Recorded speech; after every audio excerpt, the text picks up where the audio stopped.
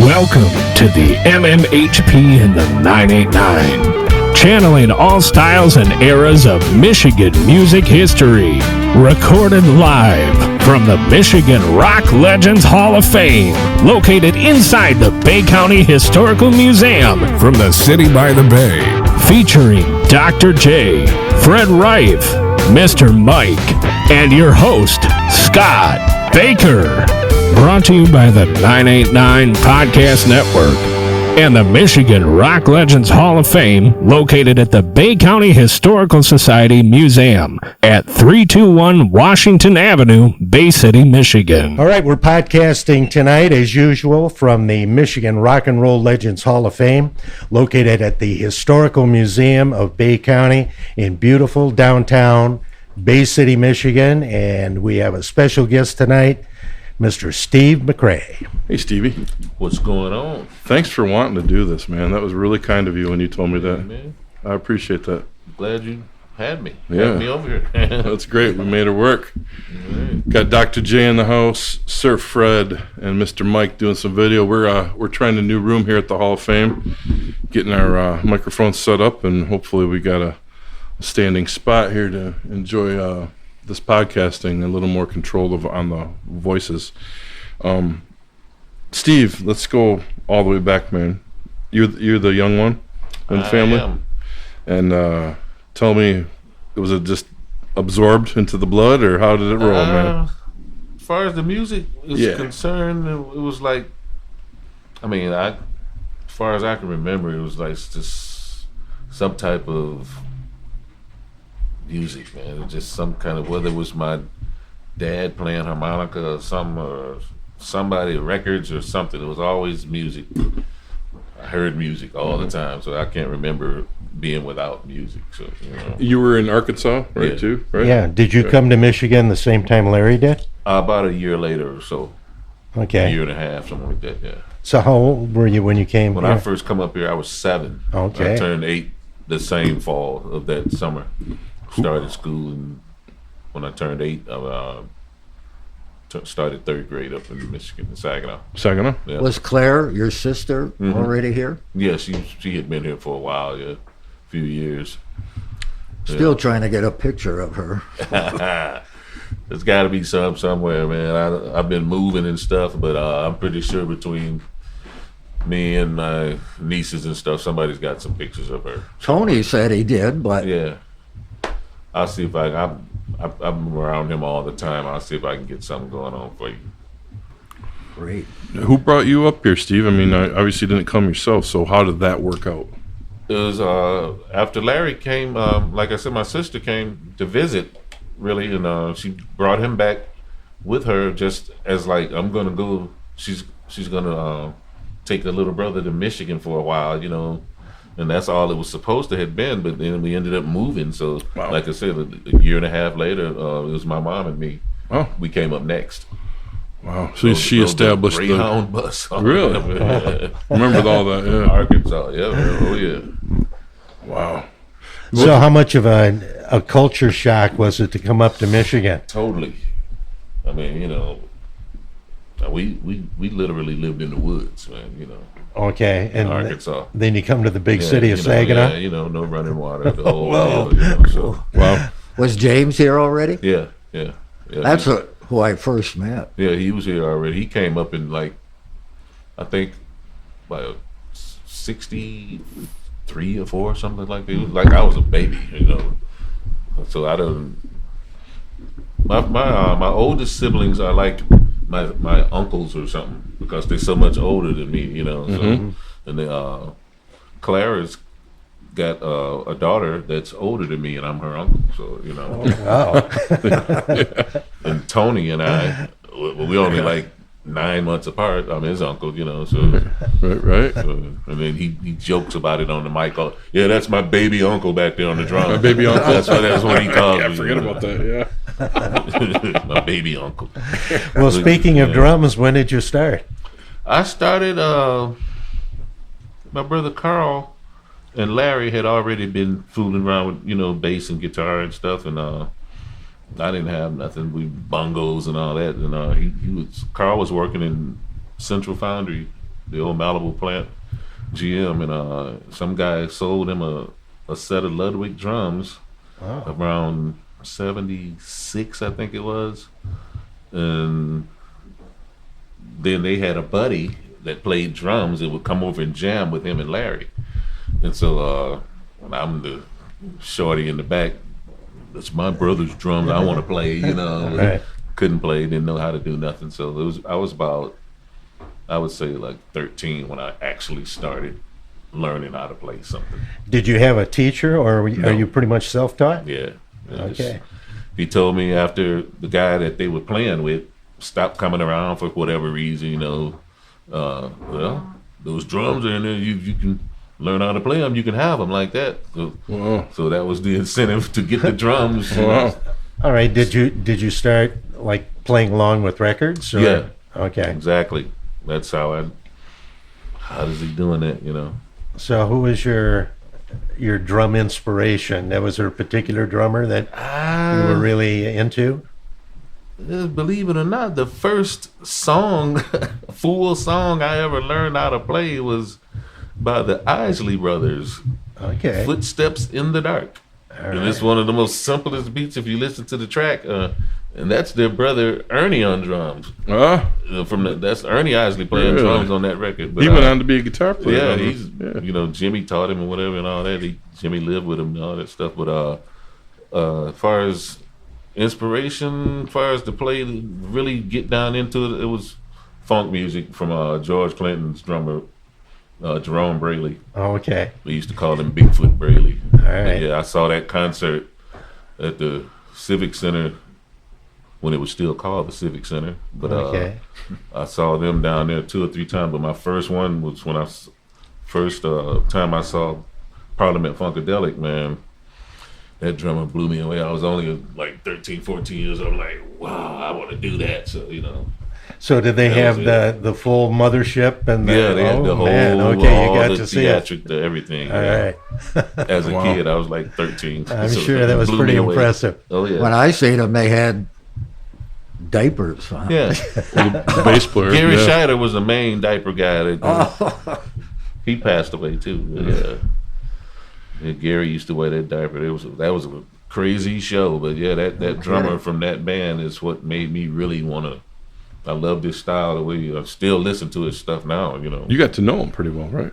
No, I Not well? didn't meet them guys. I mean, I met George and maybe a couple of the other ones, but not really got to hang around with him too much or nothing. You know. I've been blessed to be around you quite a bit, so I hear you talking about him a lot. So I always assumed you knew him. Nah. Okay. Just listened to a lot of their stuff, man. Grew up listening to it, you know. It's one of my favorite groups, Parliament, Funkadelic, whatever you want to call them. And that had to be about 1980 or 79 or 81 or something. Yeah, the stuff that I was listening to probably was a little bit before the mid '70s. Some of that Mothership Connection stuff, that those records and the live records they did. Yeah, you know. but when you saw him, I mean. When I seen them back then, it was like about at that time I was talking. I think it was like 77, something like that. wow. 77, 78. So somewhere in there. cool. Yeah. You don't hear think many that people was talking about that. That's a Michigan sixth band. or 7th grade, something like that. Yeah. Yeah. Wonderful. Yeah, this is another. I would love to get some Parliament Funkadelic on our show here. Man. If you have any connections, Steve, you got to put it in for us, man. Put it in, all right? Well, George Clinton would Yeah. be the man. Does he live in Michigan? I'm not sure. I don't know, man. He was always hanging around Detroit and recording down there, you know. Well, But he I don't- was I don't know- living I don't know if he lives outside there. of Jackson for Okay. a long time. I don't really know And where he then, lives. but at. his house belonged to the record label owner, who apparently screwed him out of royalties. So he let him live in his house, but took all the money? There you go. I guess. You know, I don't know the story, but There's got to be a then book on he it. had Yeah. to move. So he moved down south Stop somewhere. complaining. Take a house. Yeah, there we go. You don't need money. Yeah. But George, when he came into School Kids, he was like a professor. He just had he had a goatee and he didn't even have the colored braids Right. or The nothing. early pictures I saw, just like what you talk about, wearing suits and stuff, you know. Can't think of the name what they were before. Well, when they first had a hit, they were the Parliaments, and they were kind of like almost like a doo-wop group. I don't know if doo-wop is the right term exactly, but certainly, But more vocals yeah, than kind of music maybe like thing, yeah. more like Motown in a way. But but I want to testify. That's a pretty good single. That That's still cool. stands up. Oh, Yeah, That's cool. So, the P-Funk connection, man. So how many times did you see him, Fred? Just that one. Well, At- when George Clinton came in the store, he was in there most of the whole day. But the Parliament Funkadelics, I only seen them once. Wow, okay. But you did. I meant meeting George. And you did. it was in the 70s sometime. Did you They ever see all them? Gary? had No. purple and orange diapers, and their hair, and they all had afros, but they were all orange and purple. Yeah, it was a Match their diaper. colorful group. yeah. Well, they were on with Commander Cody and Lost City, whatever they're called. Buddy Guy and Planet Junior Airman. Wells, and Mississippi Fred McDowell Wow, that was a very at Meadowbrook. lineup there. That's an interesting lineup. Yeah, Oh my goodness. boy, a little bit of everything there. Wow. Blues and Well, Funk that's what they and- used to do. That's Country a rock. Fillmore show. yeah, Last it's time I like Bill saw Graham. George was at Meadowbrook. I was working as a stagehand down there, and it was George and Fishbone Oh, and cool. some other group. I can't think of who it was, but that was about 5 years ago. Did that show down there. Fishbone's awesome. Yeah, we put on a good show that day. When did you start playing in the clubs, Steve? In the clubs, probably, I would imagine like about 1980, 81. I was about 15, 16 years old, something like that. Really? Yeah. Did you ever have any hassle because you were Oh, underage? yeah. I mean, far as the bar owners telling my brothers, keep him away from the bar and all that kind of stuff, and Okay. because I'll lose my license and this and that, and, but yeah, I was the kid that shouldn't have been in the bar playing drums. Yeah. Now this is the Carl McCray band. Oh, we were the McCray brothers. Brothers. Oh, Yeah, okay. just me, That's Larry, right, and McCray Carl. Brothers, right? Carl, Larry, and me, and then we added our nephew Tony, singing. But yeah, it was just us three for a long time. Wow.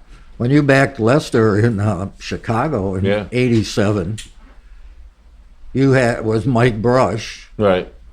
and who was the other guitar player That or was bass our player? cousin just hanging around with us, Stan Gilbert. Stan. Yep, Oh, Stan. Stan from Flint. Yep. Yep. He ended up playing with Larry and his band for a few years with us. Oh, okay. Later on in the early 2000s, probably. Seen Stan quite a bit with you guys. Yeah.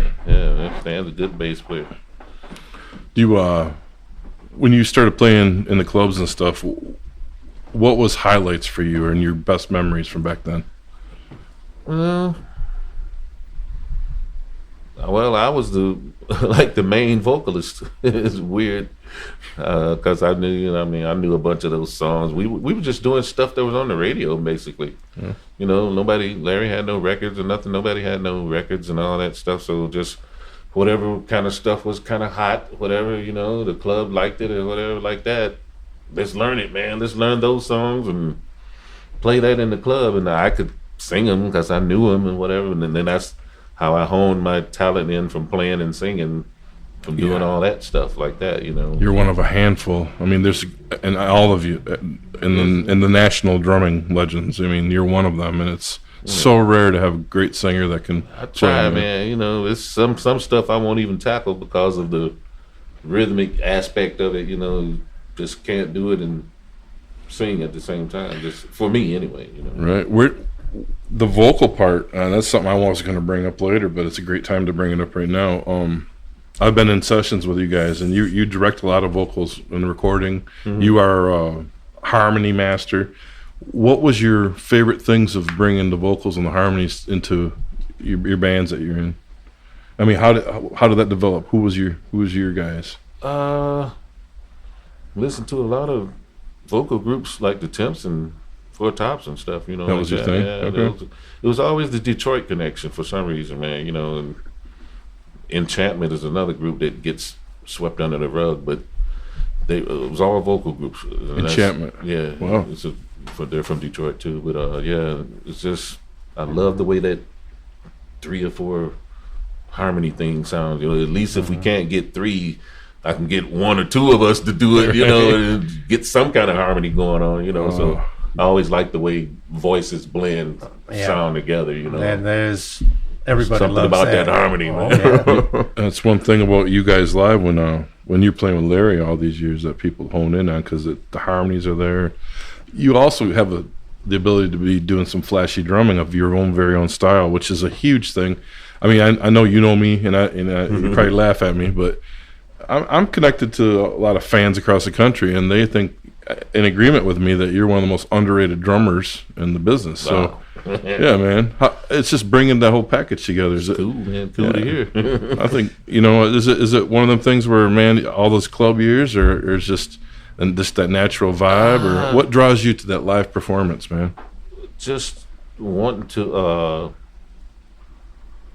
just it's something about you gotta keep the groove going, man, no matter what happens. I mean, the crowd, obviously sometimes you feed off the crowd and stuff, but it should never matter.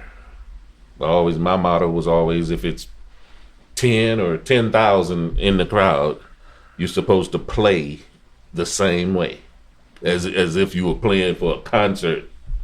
You know, that's awesome. Even if it's just us in here now, you deserve a show just like as if it was 10,000. Yeah. You know, so and a lot of musicians don't look at live performances that way because they just this crowd isn't happening today. I don't really feel like jamming and all that stuff. No, man, you gotta come on.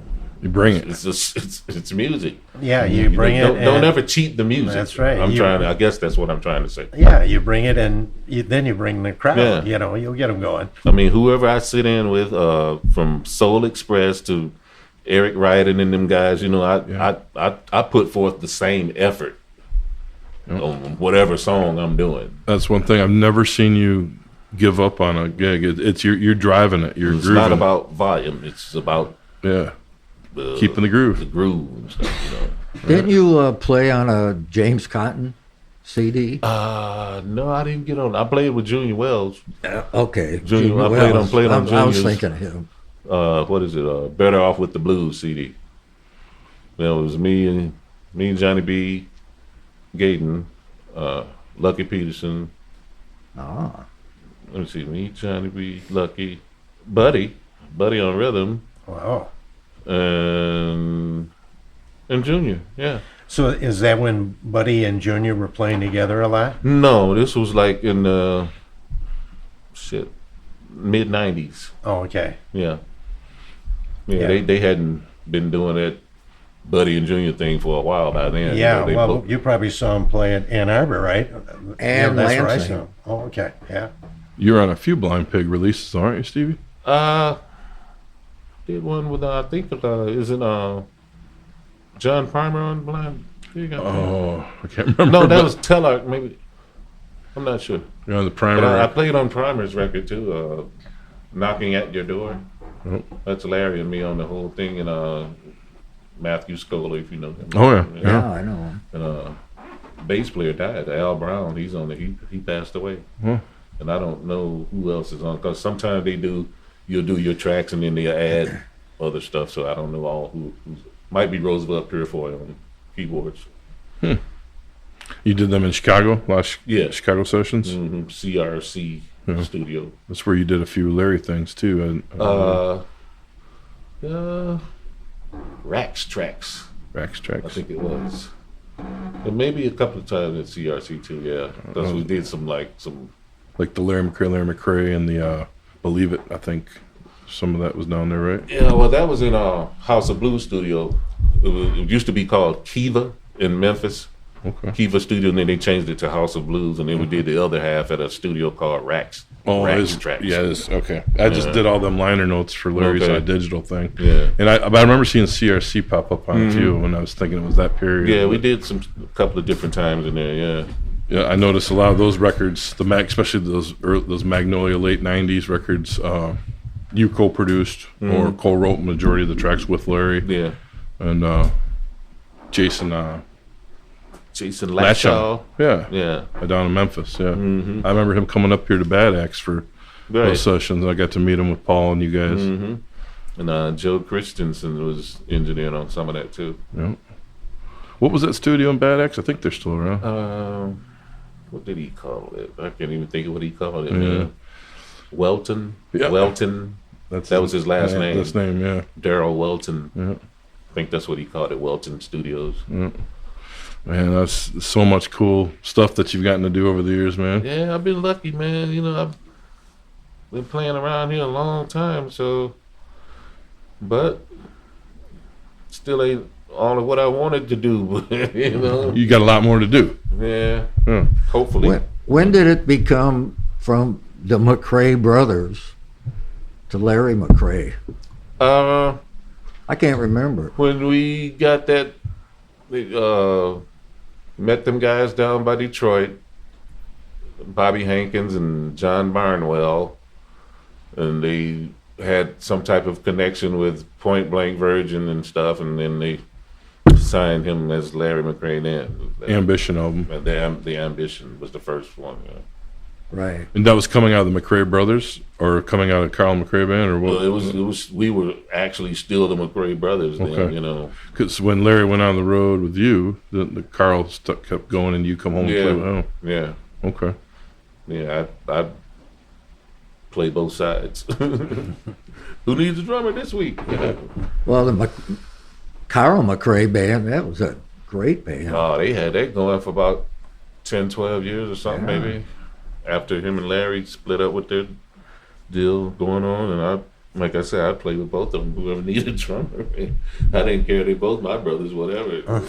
Yep. I play with whoever. I don't have any animosity either way. So, thinking back to those days, were there any particular clubs in the Saginaw, Flint, Bay City area that stood out to you as really being great venues? Did you guys really love to play in? Well, we played at the Hamilton Street Pub a lot. I don't know if it was a great club to play at, but we had a bunch of fun down there. Yeah. It was crazy days back in the 80s, man. You know, a lot of partying going. Yeah, the mid-'80s was crazy for us. But yeah, that Hamilton Street Pub was probably the main place that we played. I mean, we played around a little bit other places, but it was mostly right there when we were brothers like that. And as far as Bay City we did a lot of stuff at the Captain Jake's. Yeah, I remember you being out in the. I couldn't remember. Castaways now. Yeah, Castaways, right? It was Captain Jake's back in the 80s. Used to play out there all the time. Okay, so you dealt with Aaron Ellick out there? Oh yeah. Okay. We know Aaron. Yeah, he was quite a character. We know Aaron. What were some of your favorite tours, Steve? What was the one that opened your eyes, and what was some of your favorite road trip stories? Man, probably the first time I went overseas, I would imagine, with Larry. That the first time I ever left the country, you know, that was something different for me. You know, I was 25 or something, 24 or 5. I had never been out of the country, so went straight flew into London, and then maybe a couple of days later we was on the road. Is that the Gary Moore tours? Mm-hmm. Yeah. Yeah, the Gary Moore tour. Yeah. Okay. Yeah, that was pretty.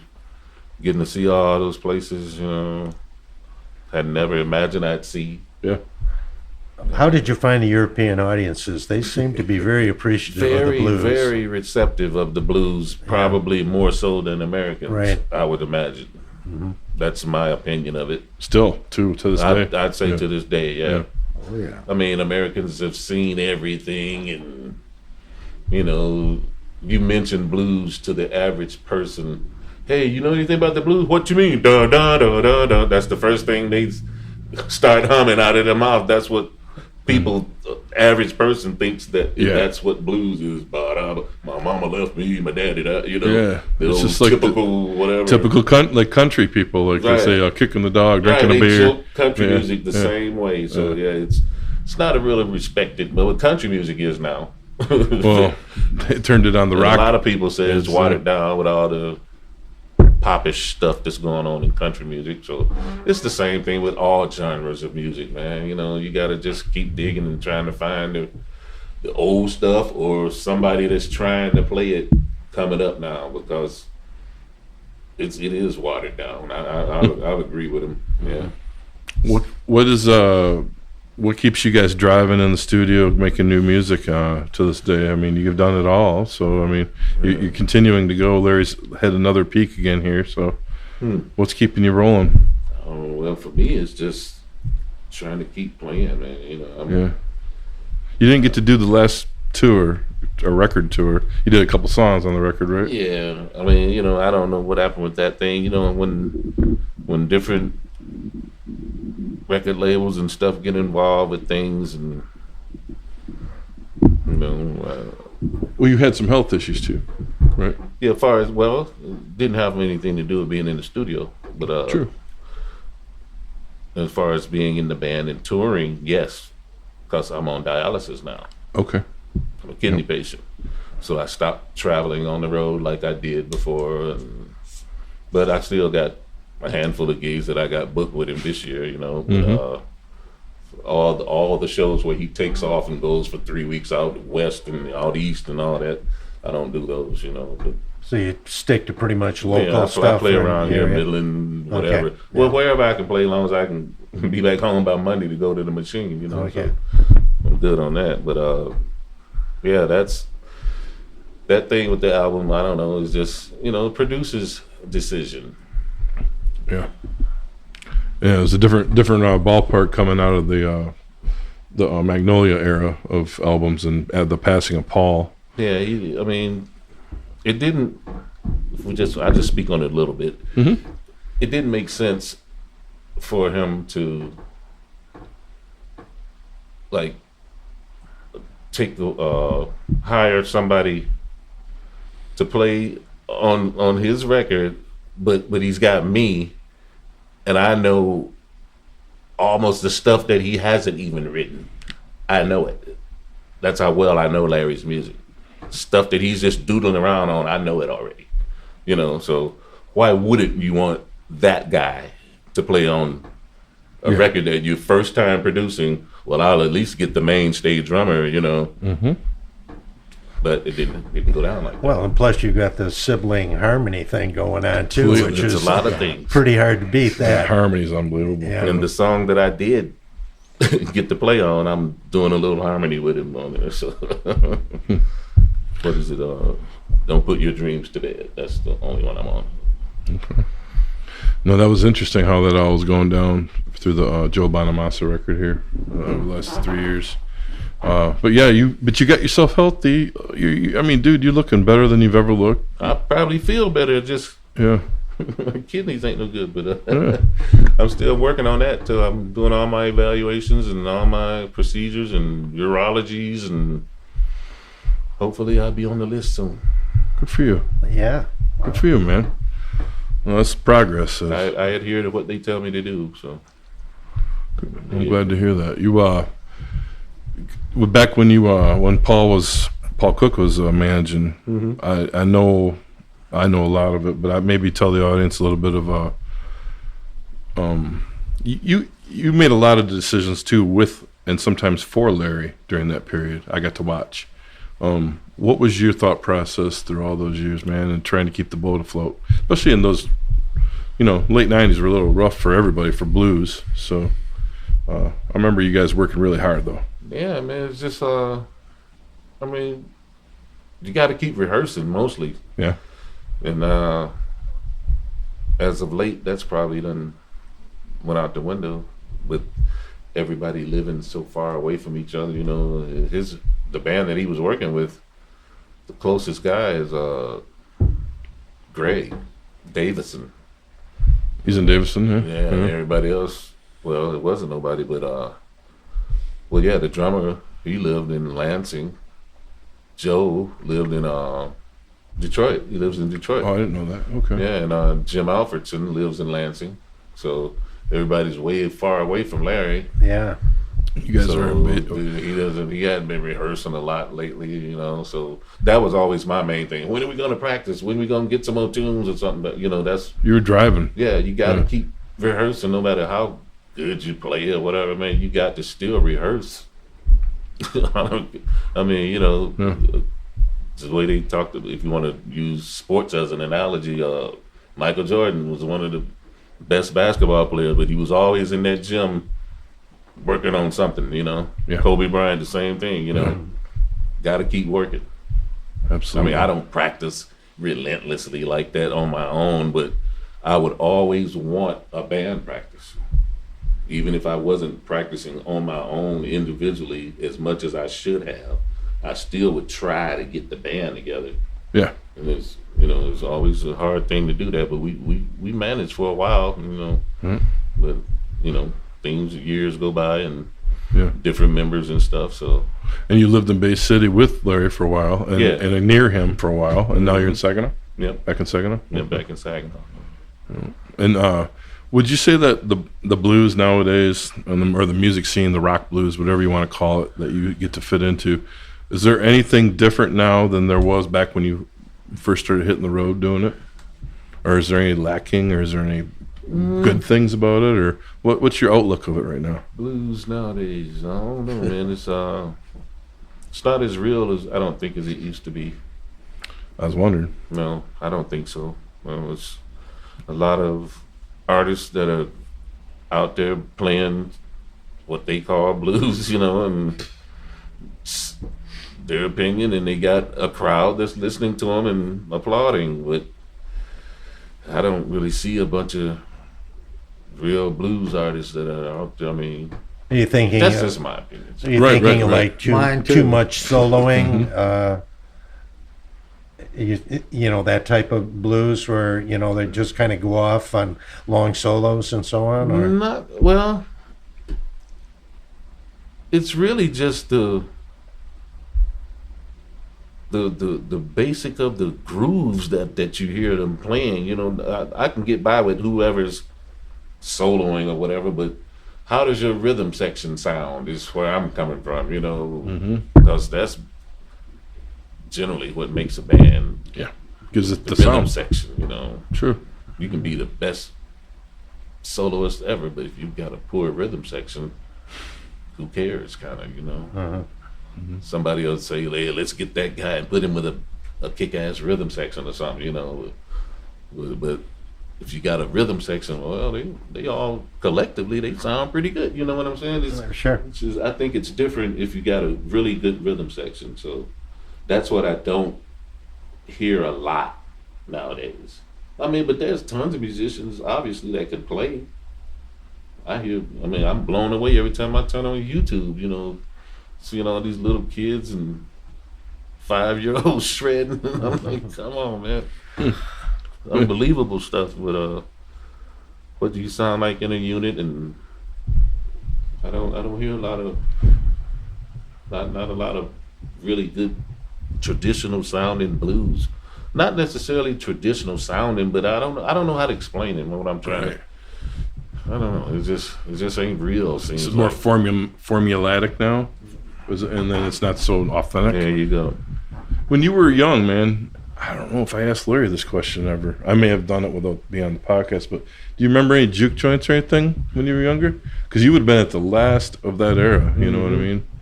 Getting to see some of that down in Arkansas, or going maybe on tour with the McCray Brothers. I don't know. Did you guys ever come across any of those legit juke joints and Junior Kimbrough and R.L. Burnside or anything before that? Not really, man. Not a lot of that stuff. That would probably be pretty much deep south, right? Yeah, where you would most of the time get when we into were that. touring like that, we would, you know, just go to the club and do the gig and Hotel or go to the hotel, hit the road. And, you know, I mean, I could probably say I played and literally had a gig in every state in America, but just to tell you that I know something about those towns that we went to, a lot of times it was nighttime. Right. Yeah. Totally dark. We're going to the club, and then when we get done, it's dark. Go back to the hotel, wake up, we're driving, you know. So Yeah, sure. didn't really see a lot of that stuff, but I've been to them. Yeah. Almost every state. I think we literally have had a gig in every state, Wow. except Hawaii. We played in Alaska too, but never as a band. Never went to. Larry went to Hawaii, but we never did that as a band. We played in Alaska, Anchorage, and somewhere else. I think. So you drove up to Alaska to play? I think we might have been touring in California or something. Probably flew. But yeah, we did. We were. I think 'Cause we I were booked touring. Lester up there once. We were touring in California maybe, and then we ended up in Seattle or something. I think we flew out of there maybe. And then I know we flew to Anchorage. Oh, okay. Yeah. I was going to say, man, that was a heck of a road trip. Yeah. Wow. Would have needed my rifles and That's right. axes and everything else. I remember a story you told me. You came home, we were talking on the phone, and then you told me about at Larry's house. One of these festivals, you played up against Deep Purple one night, and you got to see Ian Pacey play. Man, that was a highlight for you. Yeah. Can you tell us a little bit about them festivals you were playing and some of the stuff you've done, people you've met or saw? A lot of festivals. One time I met Johnny Hooker. Yeah. That was at that was during that one of those Gary Moore. I think it was after the tour, but periodically they would call Larry out again to some point blank stuff, you know, and we were doing one of those at the Hollywood Bowl. And I'm standing backstage. I think Gary's doing his show, and we probably had already did ours, I would imagine. And Johnny Hooker walks by, and I'm dressed just like the security. They got on like black sweats and black t-shirt and whatever, you know. And he walks up to me, yeah, what a John. I'm like, I don't know. And he looked at me, oh, you don't even know, huh? That's what he told me, you don't like, as if I'm working here and I don't even know what a John. And if I told somebody that story and they said, if you had been thinking, you should have said, you to John. Oh, I never thought about I didn't that. think of it. That would have been classic. Yeah. I would have got it, but But yeah, I met him, man. Shoot, man, I met so many guys. Luther Allison. Yeah. Luther came up on stage one time. We were playing in somewhere in Memphis, one of Larry's shows, and he reached behind in some kind of way and went to playing the guitar with Larry. Oh, really? While he still got it strapped on and stuff, you know. It's that kind of stuff, man. You know, I saw Jimmy King, little Jimmy King. Yeah. I saw him light up his guitar one day, Wow. like Jimi Hendrix. Oh, Slater fluid. And, Yeah, it was at a festival in where was it? Nashville, I think it was. One of those Gibson stages, I think. And we saw him getting the stuff, you know, but we didn't think he was gonna really do it though, man. I'm like, I know he ain't gonna light up this beat. yeah, he did. Yes, he did. Whoa. did he smash it on the stage too? Oh, he did the Hendrix. He did the whole Jimmy thing. Yeah, all right. Man, we was laughing so bad. I had never seen nobody do that live in person like that. Somebody I know personally, you know. Right. And at the end of the show, that was really the funny part. Man, what the hell was you thinking about? He even started laughing. Damn. I remember that when you was guys were funny, doing those man. Gibson things. I didn't hear that one. That was wild. Hard to follow that. Yeah. Dr. John, so many people. Yeah. Dr. John's awesome. I remember seeing him in What y'all Franklin. boy doing down there? We had a bottle of wine in the dressing room, and we were looking around for some cups, and didn't have any cups. So Dr. John was right next door. Larry, hey, Dr. John, you got some cups? Yeah, let me get y'all boys some cups. I don't want y'all to be getting no fight over some pluck. Calling the wine pluck, you know. Awesome. Crazy stuff, man. We met some crazy people. Was there any night where you had anybody sit in and you handed the sticks over for somebody to do some jamming? Once Steve Ferroni from AWB And Tom Petty came in the China Club in Chicago. We were playing in there, and we walked in with somebody. I can't remember who he was with, but I'm like, "Hey, there's Steve Ferroni. Get that guy up here, man. You know, that's a bad dude. That's one of my heroes and shit." And okay, he gets talking and he convinced him to come up there. Larry calls off a blues shuffle. Should have been something funky. Yeah. That's Steve Ferroni's thing, the funk. Yeah. But I mean, he played it and stuff. He's of course he can play a blues shuffle. Yeah. You know. So Larry called off a blues shuffle instead of something funky, but with Steve Ferroni on the kit, on my kit. Steve Ferroni's playing with Mike Campbell now. Oh yeah. So he might be in Midland in July. I'm gonna be gone for that gig. He was he's on the new album anyway. I don't know if he's on the touring band. So funky. Yeah, he's great. On that Burglar record. Oh man. What a drummer. That's him on there. Burglar. Freddie King Burglar. Cool. Did you you've played with a lot of bands around town. You like to do a lot of pickup gigs when you're living at home here. Tell us some about the bands that you're jamming with now and that you have over the last bunch of years. Because there's Soul Express, I know, and tell me a little bit about some of the up and coming stuff. No man, you guys ever heard of you seen Eric at all? I know Eric. Yeah, Eric's pretty good, man. He does a lot of solo stuff, and he likes to play kind of hard. You know, he's coming up. He's probably close to 40, I believe. Eric Ryden. Late 30s. Eric Ryden, yeah. I have a CD by him. He goes by AKFM, a Korean from Michigan. That's what that stands for. Yeah. Okay. I never knew that. He told me that's what it stands for, yeah. AKFM. He's a sweetheart Yeah, dude. he's a cool guy, and I've been playing with him for about off and on 2 or 3 years here lately. I did a little recording with him in Midland. I don't know what he did with it, but yeah, he still got some tracks. He's talking about releasing it, and what's the Papa Kiska? Yeah. The Greta Van Fleet's dad. The father, right? Those guys' dad was Vortex. That's the name of it. Blues Vortex. Right. So that's got Rhett in that too, right? Rhett plays with them. Rhett and Jeff Grousel on sax. Oh, yeah. I did some gigs with those guys, and did it about a year ago. But I was playing a few hits with them, and Roscoe always seems to call me every now and then to do some recording. Yeah. Did a couple of tracks with him not too long ago. Charlie Walmsley. Yeah. Yeah. Roscoe used to be on Blues Controversy with Cherie back in the day, right? Yeah. And he's now with the Lucky Nows with Jen Cass. Yeah. Eric Janetsky. Yeah. Yeah. Mike Robertson.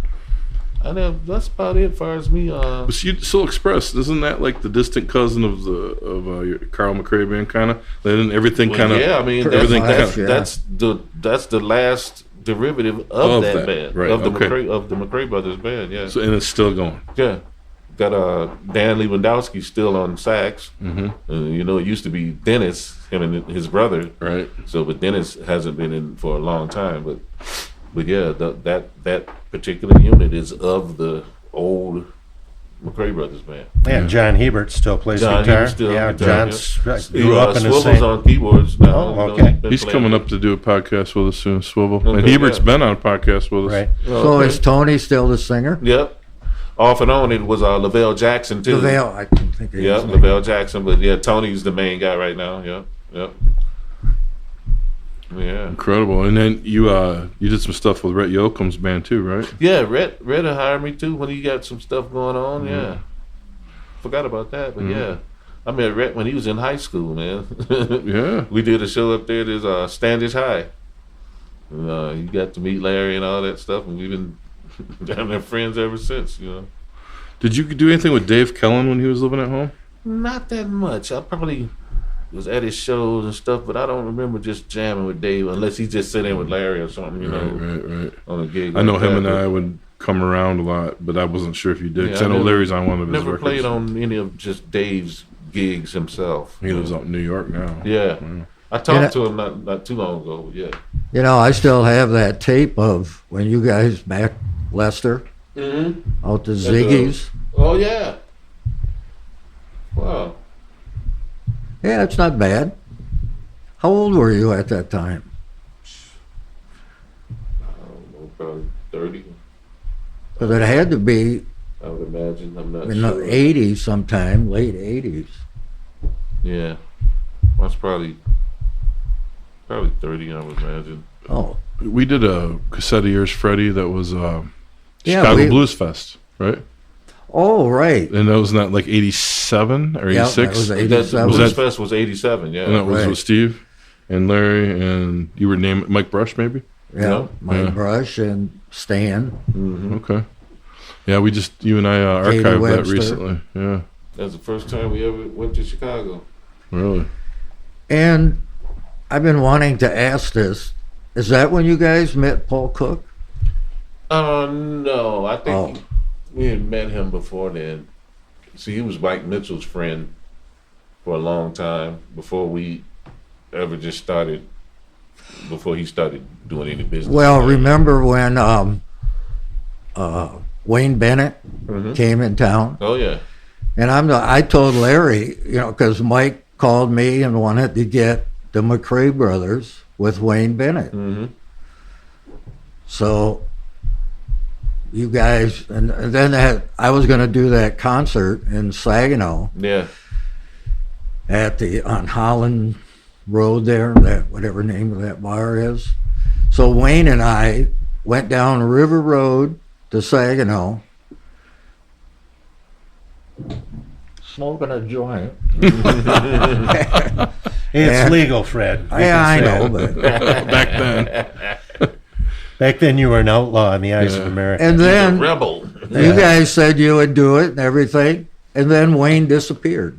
And I found him. I finally found a phone number, and it was a gas station in Chicago. Does that tie into Paul? Because that came out of the Paul Cook story. Was Paul part of that whole thing? I might have met him that day, but early on when he took over, because I was kind of booking the McCray Brothers or whatever, and Paul called and said, and those guys, the promoters, didn't want to deal with him.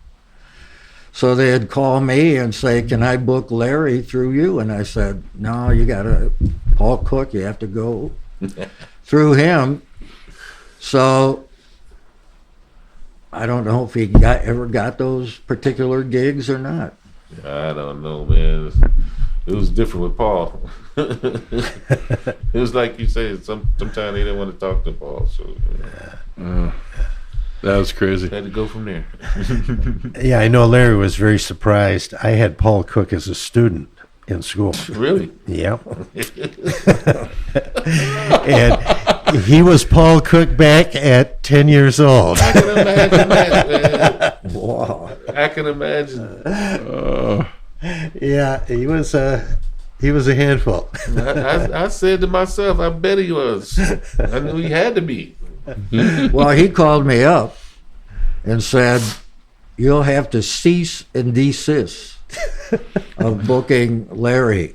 And I said, okay, no problem. But he was like hollering at me. Of course. There's no other way. And then, He could talk to you and holler at you. That's Paul. Yeah. Yeah. We had well, a it's lot of I Paul always stories liked between it, all of us you here. know. Yeah, no, that was a rough patch for you because you were here, you are getting this booking stuff going, and they were just starting to break out. I get that, man. That's crappy. But that was Paul, man. When he took over everything, he wanted his hands on everything. What are some of your favorite Michigan bands you've played with over the years in any style? I don't know if it's festival wise or you're like, man, I know we like to mention a lot of Michigan bands here that maybe stick out in your mind. I used to like jamming around with Cherie. Jamming with Cherie? Yeah. Oh, Cherie's awesome. Yeah. Yeah, man. No. You know, she always had a good band.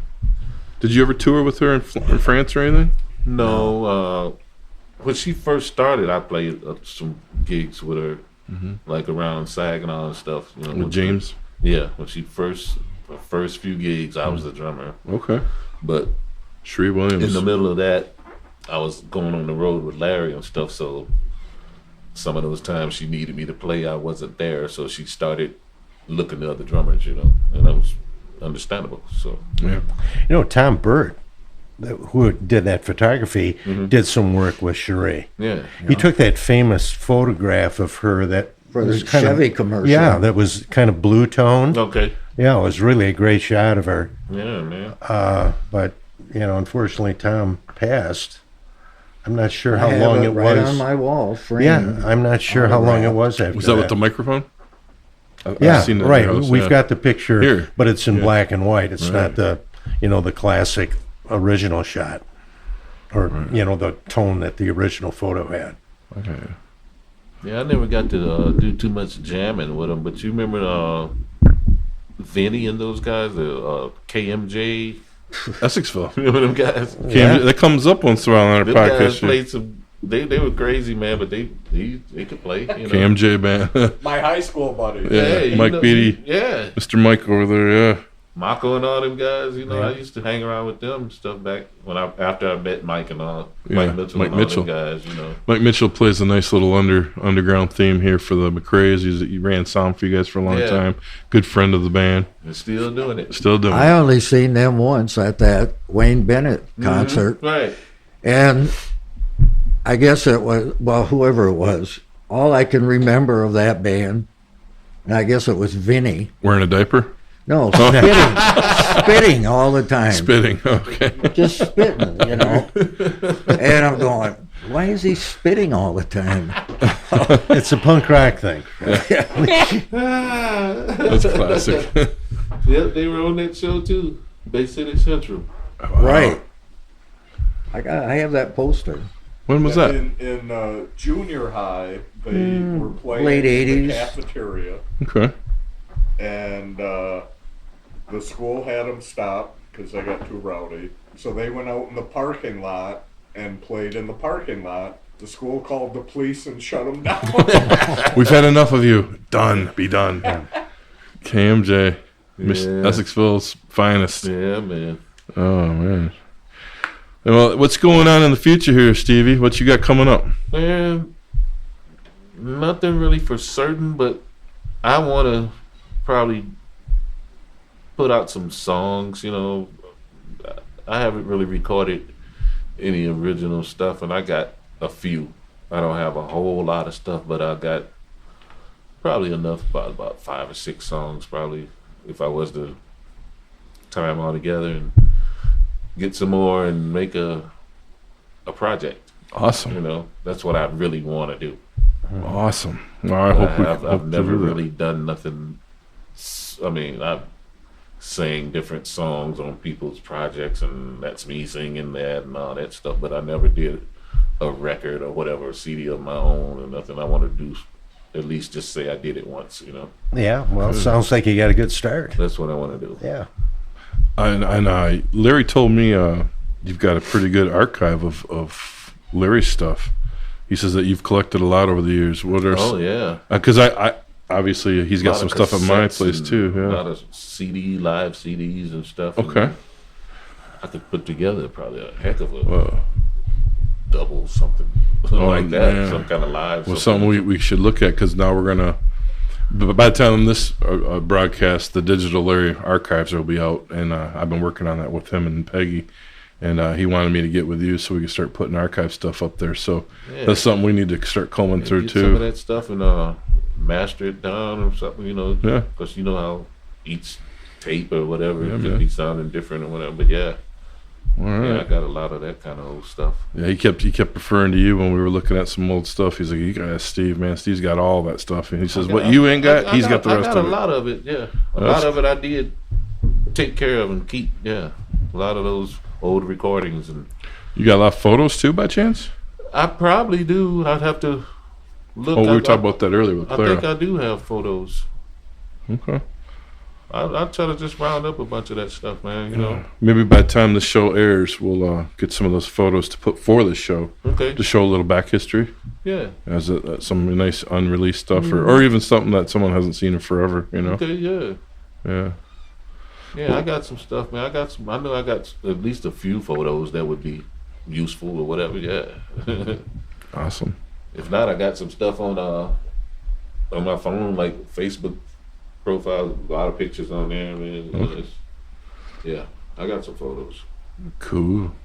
Well, Steve McCray, thank you for being on the Michigan Music History Podcast, man. All right, Scotty. Friend of the band, friend of mine for a long time, and Freddie as well, and we appreciate you, man. Like, we just thank you, man. My brother. Yeah. Glad to be here, man. Thank you. Yeah. All right. On behalf of our hosts, this podcast wouldn't be here without generosity of the Bay City Historical Museum, which hosts the Rock and Roll Legends Hall of Fame. We'd also like to thank all of our guests, and especially to the listeners. The MMHP is found at 989.network, or where all podcasts can be found. You can find updated information as well as Dr. J and Sir Fred's Picks of the Week on Facebook. Also on Facebook, check out Mr. Mike's Local Music Live series and Scott's Mid-Mitten 15 from Harvest Canteen Studios, featuring one-on-one interviews with Michigan music artists. You can connect with Scott on the web at scottbakermusic.com, Dr. J at michiganrockandrolllegends.com, Sir Fred at fredrife.com, and Mr. Mike on YouTube as Mr. BT1. That's MRBTEE and the number 1. On behalf of us hosts, Dr. J, Sir Fred, Mr. Mike, and myself, we'd like to thank Mr. Eddie Switek, the voice of the MMHP and the 989. Where do you get that T-shirt? I ordered it online. I can't remember. I've been staring at it.